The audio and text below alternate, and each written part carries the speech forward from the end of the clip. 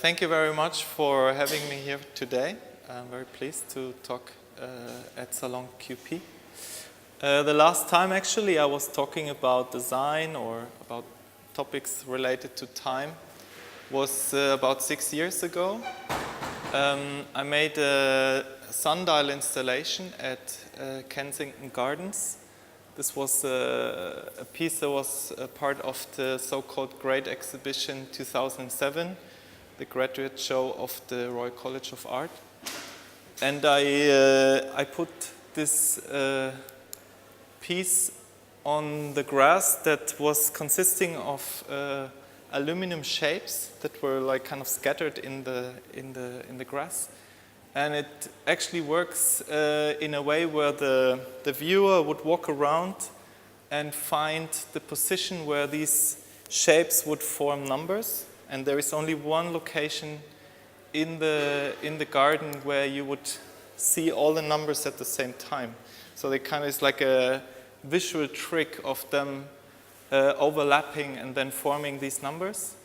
And this one particular spot where you would stand at that location would be the spot where your shadow would cast the time. So it's you're part of the sundial and you find your position just by this visual trick. This is a not so well made video. I had not the best equipment, but you get a better understanding of the parameters. And a little bit like today, it was a very rainy period. In fact, it was, as I found out later on, the rainiest June in history since they started recording in 1910. So it's very, very unfortunate to install the sundial. You can see me at the very end. It's about 7 o'clock in the afternoon. And this was one of the 3 days within 3 months where it was actually not raining.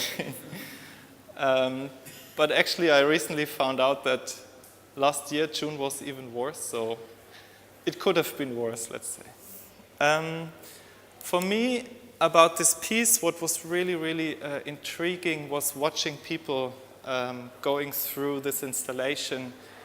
Not everyone really got what it was, but for the ones that made this kind of steps of finding out, okay, what is this? You can really tell by them finding this spot where they get really excited about what's happening visually, and then they kind of get the trick, they look, and this kind of excitement was really a pleasure for me to watch and to be involved in something like this.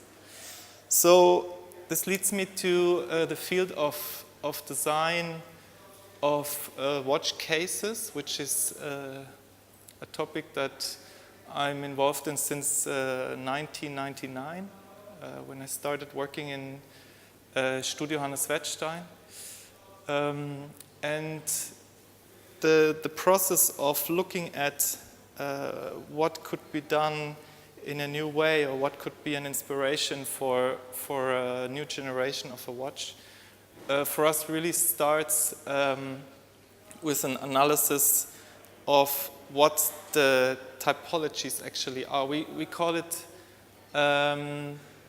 the architecture of a watch, or you can say a micro-architecture, where in architecture you would say there is a roof, there is walls, there is a floor, and the relevant elements for cases, or at least where we start from, is the basic geometric shape of the case and the lugs, the way they attach to it or the way they are integrated. So this is just an image we took while we did this kind of research on looking at all kinds of watches we could find that had interesting shapes, or that we could get a better understanding of the market and of the existing ideas out there. And it's not that's surprising that in the end, most of the watches you could find, they really come to very, very basic shapes. So the most the shape that exists the most in the market is a cylinder. Very simple, but it can take all kinds of forms.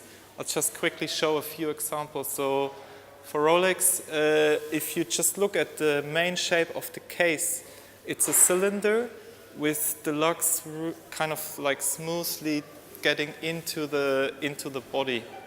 So this kind of principle, if you start looking in this kind of way, what's the body and what's the lugs, you see very surprising parallelities to different watches. So even a Speedmaster, where you have this very the huge bevel on the side, still the main shape of the case is a cylinder, and still the way the lugs get into it is this kind of transition. Another example of, well, more easy to see in this example is the Lange 1, where the cylinder is much more dominant because of the attached lugs. So in this case, you can get the different elements much easier. The tangent is a similar example to this kind of setting. Another basic shape, or let's say a geometric basic shape, is this kind of spheroid object. So in this case, you can either attach a band that goes into this shape directly, really like smoothly getting inside, or you again add lugs like it's done in the Orion that are additive elements again. So it's really like understanding or trying to understand what the basic possibilities are, the geometric possibilities. At this stage, it doesn't really matter you like it or not. It's really kind of like getting a layout of it. So this kind of cylinders that are not parallel, that start tapering either towards the top or towards the bottom. They're also a relevant shape in the market that we can find. And again, you either have the band kind of smoothly being integrated or the band being added to the case as like an additive element. The last shape I will talk in this little overview is again where the case tapers, but in this example it's tapering to the bottom, the V-matic, and because here you have additive elements, they much more get a piece, like a total piece with the case. This is another example of the same construction principle that we used for the Zurich watch that we designed in 2005. So why this is relevant for me or for us as a design agency that works a lot within watches is if we understand this kind of basic elements, the geometric elements, we can then much more try to find a proper archetype that we think is valuable to explore and to go on with. And this way of looking at the projects has a lot of parallelities with other projects we do within furniture or interior design. So it's really like getting everything away, decoration, ornament, even the dial design, which is very important to how the watch is going to look. At this stage, we ignore. We really look at the basic geometric elements. But obviously, there is much more to the design than like a form or the geometric idea. The most influencing thing is the brand itself. Who is the brand? What's their design history, they have very iconic elements, they have done a lot of things that you should keep for the next generation design, or is something you want to get away, to renew a detail maybe. But the story that the brand already tells by the intention of the people giving you a brief or involving you in the project, that's very, very important to what's going to happen. And at the same time, of course, it's very important which category you are talking about. Is it like a classical watch, a sporty watch, something very functional? So this really limits the area of what you can or what you should do. From the design point of view, I find it much easier to have a setting where there is an innovative technology, or there is a unique feature of the watch that you can integrate into the design as a in a very natural way. For instance, for the Alpha that we designed in 2005, we designed a new interface, like this rolling element. It's like a scroller that you can move up and down, and you can scroll through the functions. And with pushing the side of the piece, you could like press or keep pressing it to set or save the different settings. So instead of having all these buttons all around a digital watch, we had one single interface element. And because of the importance of this element, the design of the case, of the body, was very much related to this interface with this bevel, this bend that you can see in the case, which then became a very important design element. And later on, we continued with the family of watches that were related to this idea of this interface with a generator that you would even see through the top of the watch, which was very unique in terms of the setting of the elements. And we used again similar design features that we already used for the Alpha watch before, but the challenge here was much more the ergonomics, to get a result that would actually be nice to wear, because it's quite a big piece. But we were surprised how nicely it fits on the arm when you wear it, even if it's quite big. So this is the later generation, the MGS. So if I go back to what I was talking about before, which is the usual scenario of looking at these basic shapes, like the cylinder, as I said before, that we can find so many times in the market. We start from the question: is it possible for this particular product, with this movement, with the brief of what the parameters are, is it possible to design a cylinder-based shape that is not like a copy of something already existing, that can have enough individual features, enough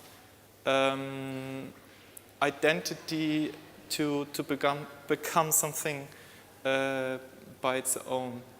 And we were asked to design a new analog watch for Braun, which has one of the most interesting design histories of European companies. The watches are a field where there is some interesting things, but it was not what made the brand to be so interesting. But still, to do a new watch for a brand with this history was a big challenge for us. So we really did an analysis of what they did in the past and what this way of looking at the design features would tell us. So the first watch they did in '77 had this like cylinder with the band kind of sticking into the case. So it's a very clear idea that you can see. Later on, they narrated on this idea in different ways. There's all kinds of variations, but still is most of them related on this principle. Few years later, you can see now they start doing like three-dimensional additive surfaces. From my point of view, it's not making it any nicer. It's just a variation of the original idea. They even did it in the other direction, so it's more like a polished down surface. But they all come from the same DNA, let's say. So when we started the design, we wanted something that was much more relating to the original idea of the cylinder, with the band kind of sticking into the case. But because of the old watches, they were tiny comparatively to the market today. So we wanted something more like sport-related, bigger, more masculine. The idea was to have a diameter of the of the bezel of 43 millimeters. So it's a big watch. And if you look at the other designs from the past next to it, they're really tiny. They're smaller than the movement today. And because of that, we had to come up with a new way of putting the design together. And we came up with the idea of having the band not being attached in the side of the cylinder, but kind of underneath. So the visual effect would be very much as the original design, but the appearance, or let's say the refinement would be much more modern.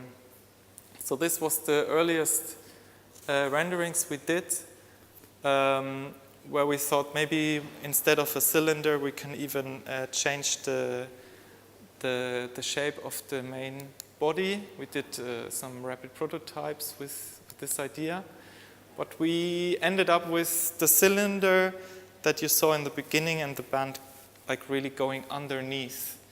And this was only possible with a construction that we could get the producer or to have them believe that it was possible within the price range and within the brand ideas of Braun to do a monocoque construction. That means that there is no case back, no additive element from the back that you can take off to put in the movement. So if you have to repair it or change the battery, you open the big screw in the middle of the back and you blow air pressure into the back, so the glass will pop out and you can get everything out from the front. So this the result is a rather solid and strong construction. It's water resistant.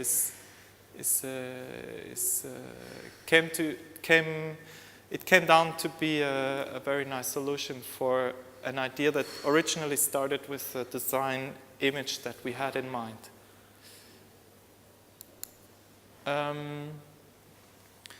So I will now talk about Nomos Glashütte and relate again this kind of looking at the shape, looking at the brand, looking at the existent models to get an understanding of how we put things together. The Zurich watch that we started in 2007. We made a kind of like a list of elements from the existing designs that we would like to keep or that we would like to relate to. And one was the very fine bezel. One was the fact that all the lugs of all the different designs in the existing portfolio, they were added to the side. There was no kind of smooth transition. And the original, or the icon of Nomos, the tangente, it had like a 3-layer construction, the bezel, the body, and the case back that you would see from the side.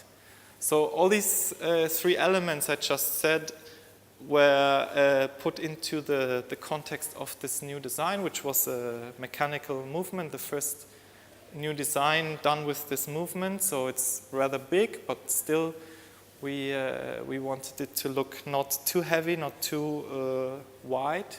So we decided to have a shape that tapers down a bit to the bottom. And looking at all the different design ideas, we came up with the idea to have a polished surface that would start from the circular bezel in this way, and then like kind of rotate down to the linear position of the band. So if you look at the design of most of the watches with a similar lug, you will see that they are usually polished with a rotating machine. So the surface will be like a segment of a sphere, basically. And this segment has a very easy to recognize reflection. It always looks similar no matter what kind of direction it gets. It has a certain look. And by having this 3-dimensional transition of the surface, which is much more complicated to polish, it has to be done by hand. But the result was, you will see in a picture later on, the result was a reflection of the light and of the elements that you would see in the mirror finished surface that was so much more vivid and so much more lively. It was really a surprise how much this gave an extra identity to a watch that if you look at it, it has no surprising elements, or there is a rather classic component, or is a composition of basic elements.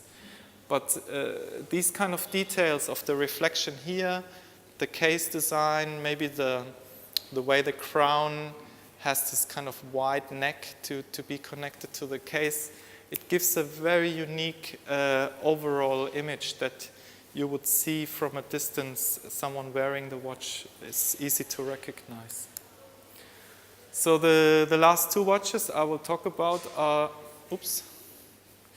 the ones that are introduced in the UK at this very moment at SalonQP. Is the Lambda and the Lux. And both projects, we were working on the design almost parallel. We started with the Lambda in 2009 to again think what is the possibilities that we can get our inspiration from. What are the elements? And the movement inside is a really refined handmade movement, like haute gamme kind of category, and we wanted to express this kind of a bit like a romantic view on the handmade qualities in the case as well. So we started from this spheroid like body, like the main shape that we started from. But other than, for instance, an iPod, we would give the watch a very clear edge that would go around the bezel to get it more precise, more exact, and at the same time to have a possibility to relate the lugs to the shape of the body. So the original idea was for the surface to kind of have a smooth transition from here into the bezel. So we had a lot of refinements. We had to fight with the case manufacturer for the details of the construction. Can we do a combination of things we did in this watch with things we did in that watch to get this result, and so on. So it was a lot of discussion and different generations of prototypes. And finally we ended up with a design where we said, okay, let's keep the idea that we already did in the Zurich with this added element to the main shape, where you can really like distinguish both forms by this groove that would help you to see the different parts. We even added this groove to the side to give it even more of a distinction. And through the different generations of prototypes, the shape of the lugs really kind of morphed from one idea to another, that step by step we would get into something that in the end, from my point of view, really became a very unique form. It's a bit like a wing, or like it has something like a pedal, or it's really difficult to name the origin of this form. And it was really a result of just getting a feeling of what the composition should be like. And the nice thing in the end is really that the surface treatment of here with the edge and the surface of this very much relates to the surface of the case, which is again like this. You have the edge and then you have this kind of smooth form. This is the final discussion we had with the producer to get exactly the right angles of the bezel and of the glass surface. And the result you can see at the Nomos stand on the first floor. And all these elements in the end we're really pleased to see them come together in a way where we hope that it would the effect would work as we hope. This is the white gold version of the Lambda, and I quickly show the parallel process that we did with the Lux. So here the movement gave a very strong parameter already from the beginning. This kind of tonneau shape is very dominant. So we were looking at how can we relate what we did for the Lambda to the Lux. Can we do a similar kind of spheroid side view, or is there possibilities to relate to that? So we were even thinking of the lug to be in a similar shape as we did it with Lambda. So doing prototypes, doing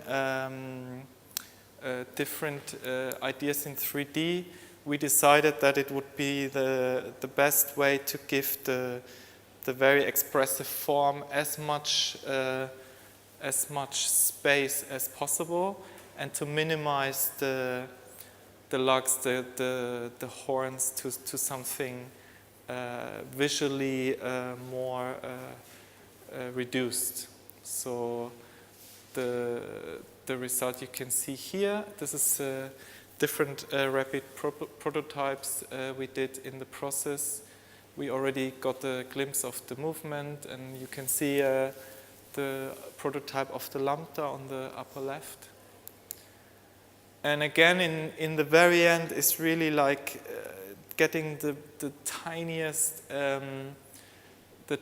details right. This is not really like a design change, it's more like changing the reflection of the light. So looking at the case design of the prototype, you can see tiny things that could be even better, and sometimes it's really like just a reflection, and we're very happy with the final result of the watch. The case really feels very naturally going around this movement, which is not easy to achieve because it's really a strange shape. It's not as natural as a round shape, but from my point of view, it really feels very clear and very natural in the end.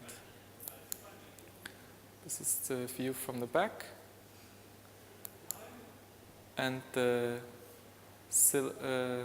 white gold version.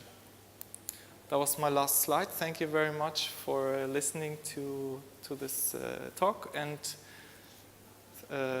thank God it was not raining as much as in 2007, but it was raining today as well, so a bit of a relation. Thank you.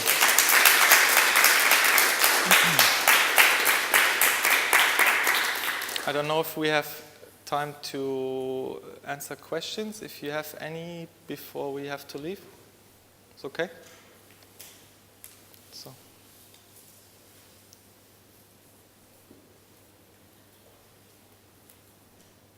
No questions. Yeah? You were talking about the Zurich model. Yeah.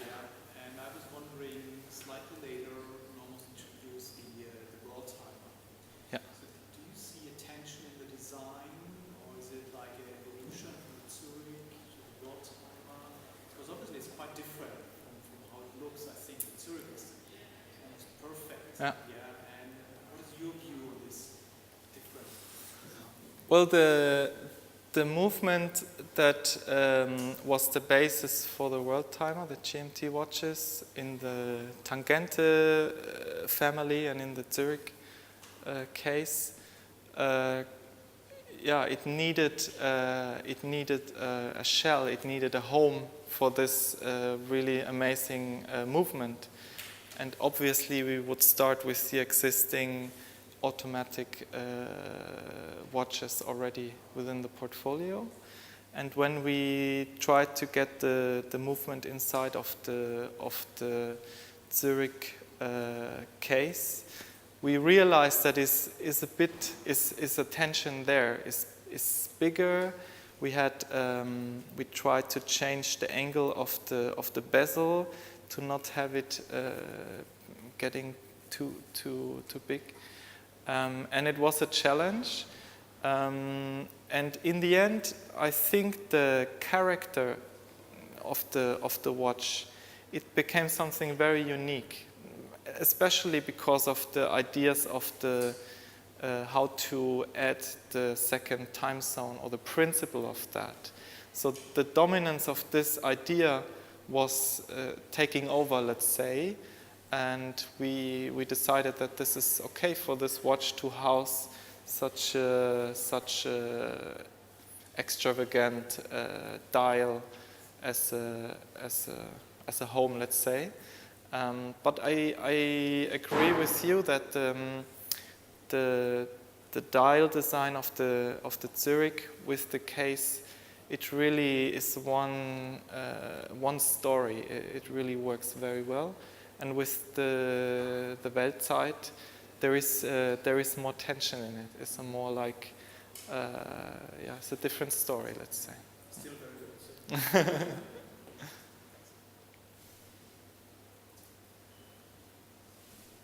Okay. Thank you very much.